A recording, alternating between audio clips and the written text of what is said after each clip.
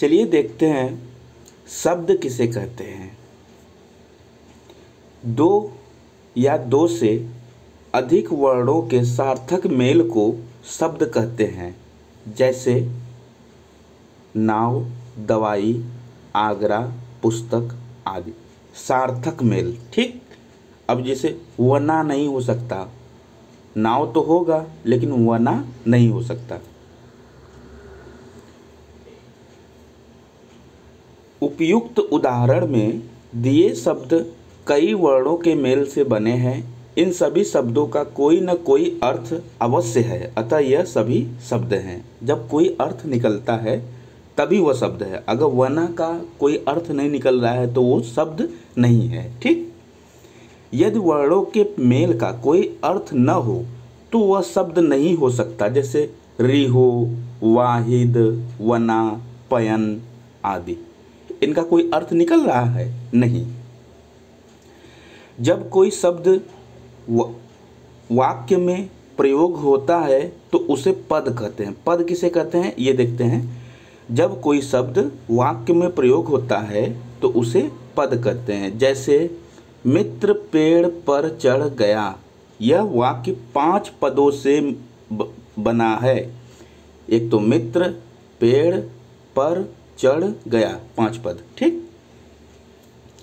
चलिए देखते हैं शब्दों का वर्गीकरण।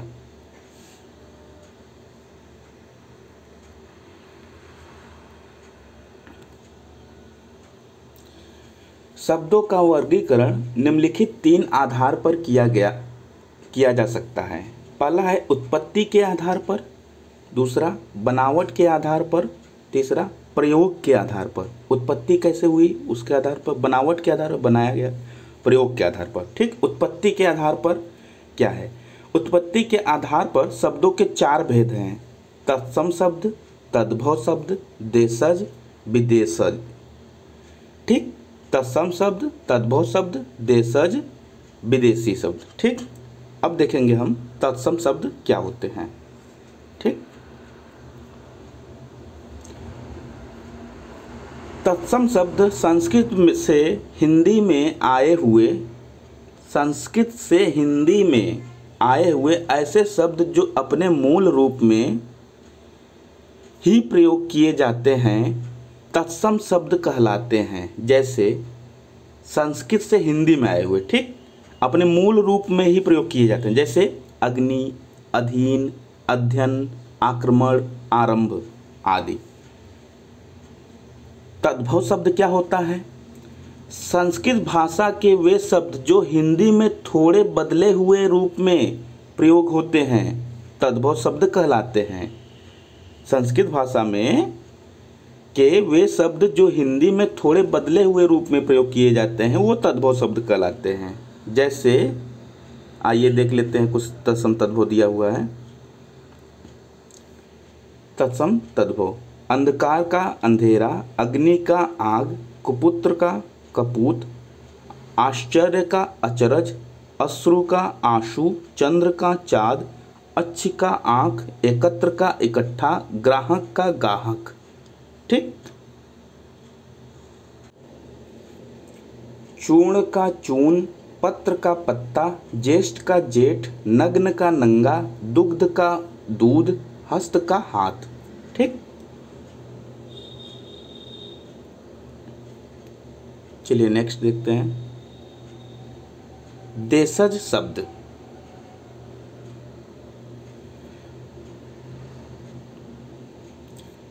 हिंदी में प्रयोग होने वाली प्रांतीय बोलियों के शब्द देशज शब्द कहलाते हैं। जैसे अब प्रांतीय बोली है, जैसे कपास, खिचड़ी, तोरई, खाट, बाजरा, ये सब क्या है? हमारे देशज शब्द हैं। विदेशी शब्द क्या कहलाते हैं? कौन से कहलाते हैं? जो शब्द विदेशी भाषाओं से आकर हिंदी भाषा में प्रयोग होने लगे उन्हें विदेशी शब्द कहते हैं। जैसे appeal, ice cream, engineer, coat, biscuit, parcel आदि। वैसे अरबी शब्द क्या होते हैं उनको भी देख लेते हैं। ये सब विदेशी शब्द हैं। ठीक, ये सब क्या हैं? विदेशी शब्द हैं। अरबी शब्द जैसे हैं अखबार, औरत, मालिक, मुहावरा, दफ्तर, रिश्वत आदि। क्या है ये? विदेशी शब्द। फारसी शब्द जैसे हैं उम्मीद, गुलाब, खुशामद, स्याही, सिरफिरारिश, हिम्मत। वैसे तुर्की शब्द क्या है? जैसे कुर्ता, कैंची, बारूद, लाश, दरोगा, चाकू, सौगात आदि।